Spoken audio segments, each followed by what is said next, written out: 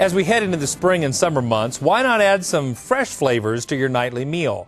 Chef Shanoa French of the Beef Culinary Innovation Center at NCBA is with us to talk to us about a beef and asparagus pasta toss. Absolutely. Tell us what you have here. Well, this is one of our quick weeknight meals, and as most people think about ground beef, they think of tacos, spaghetti sauce, something that they just throw together, and we want to give them another option. This is also one of those meals that you can have on the table for a family of 4 in less than 30 minutes. Perfect. So we're going to start with the pasta. You're going to boil about 6 cups of water. You need enough. We're going to use 3 cups of uncooked pasta, bow tie variety. This is a whole wheat one, and you can use whichever one you want. When we talk about boiling pasta, we want to make sure that we add enough salt to the water. Really? The trick or the tip that we were given through culinary school is make it taste like the ocean. Really? If you don't add salt to the water, it pulls the salt out of the pasta and puts it into the water because they like that equilibrium, and then you'll have a less flavorful pasta. So salt your water, boil the pasta. Yeah. So, and what we're doing with this, we kind of do a 2-for-1 step. So you'll throw your pasta in, cook for about 10 minutes, and then the last 3 to 4 minutes that your pasta would be cooking, you throw your 1-inch pieces of asparagus. Right with the pasta? Right with the pasta. So you cut them up and have everything ready. This recipe is really important to get all your things together because it goes together really quickly. So 1-inch pieces of asparagus, tossed in the last 3 to 4 minutes, you drain them all together, and then just rinse them in cold water. So that way it kind of stops. We call it blanching and shocking your vegetables. We'll keep your nice green color as we go through this. Very good. So get these together and kind of put them aside. So it's looking good so far. I love asparagus. All right, then we have our ground beef, just a pound of ground beef, and go ahead and brown it on the stove. You can brown that on the stove while your pasta is boiling. Take it out of the pan, pour off the drippings. We recommend using 90% lean and above, so you won't have a lot, but go ahead and put that aside on the bowl. And now we're ready to get cooking. So hot skillet, and again, I like to use a larger skillet and toss everything into one stove instead of having to toss things back into the bowl. So I use a little bit larger one. If you don't have one at home, you can kind of go the other way. We're going to start with a little bit of olive oil. So about 3 tablespoons of olive oil.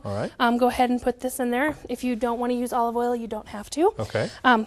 Got your heat on kind of low, but what we're going to want to do is we've got some shallots, and this is about 1/4 cup of shallots, minced. If you can't find shallots, you can use onions. They're all kind of in the same family. These are just a little stronger. Very good. So go ahead and some flavor to that pasta. Toss these in there. You want to make sure your oil is a little warm before you start adding stuff in there. As you can hear, it's starting to sizzle. The vegetables will absorb less oil if it's hot. I see. So there's your shallots. The next thing we're going to add is 2 to 3 cloves of minced garlic. Love garlic. More if you like it, less if you don't. So that goes in. I'm smelling already. It smells great.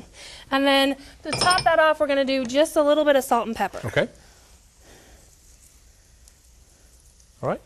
And how long are you going to cook this then?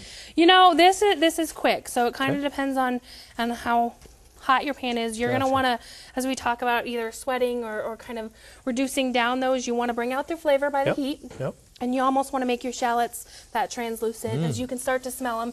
You don't want to cook them too long, because otherwise you'll burn the garlic. And also olive oil has a lower smoke point than most oils, so you don't want them too hot. So that's why you kind of keep it on lower heat. It smells great, Shanoa. Yeah, you'll give them a couple stirs, let them get nice and translucent, and then as this happens, we're going to add our ground beef. We're going to add that back in. So this will go back into the pan, and it'll help you.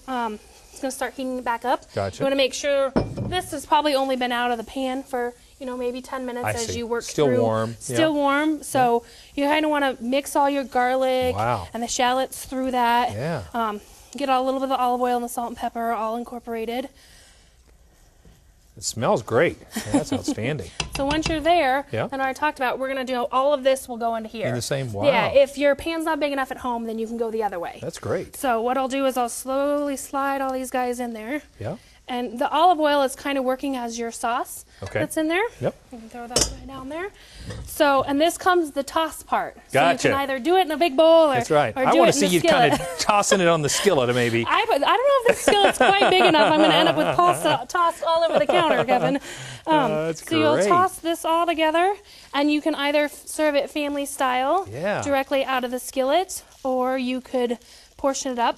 Looks great. Yeah, as you top off just a little bit of Parmesan cheese. So you'll sprinkle just right on the top. That tops off every pasta dish, Absolutely. Right? Or a lot of Parmesan cheese. And here's a single portion with a nice piece of bread. I've got to try this. I have to tell you that I love asparagus, and you're doing all the things right here. Yeah, and the perfect part, if you don't like bow tie pasta or you can't find it, you can use wagon wheel or some of the spiral. Just make sure that they're smaller so they'll fit on your fork easier. So we recommend not using full-on spaghetti with it. That's great, though. What a quick and easy dish, and a healthy one at that. Yep, and it reheats perfectly for lunch the next day if you need it to. Thanks for a great, unique idea.